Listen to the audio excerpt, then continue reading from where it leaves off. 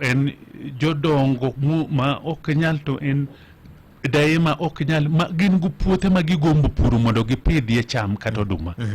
To gi onge siling 1,000 kata 1,600 monyalo nyiewo go kodhi. Yes. Ng'eny joma ok nyal gi puro puothe ma en quarter acre, nus acre kata gine matin, acreage matin.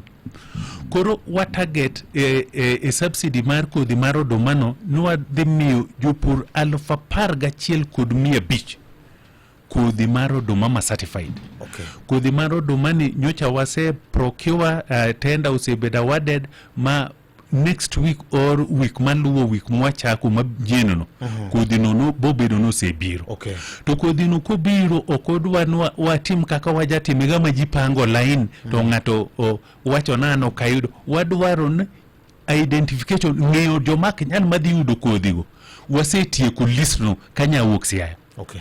Ma by Monday wuok tich mabiro nyinge mag joma dhi yudo kodhi mar oduma ma certified ni idhi baw iward ka wards wa 30.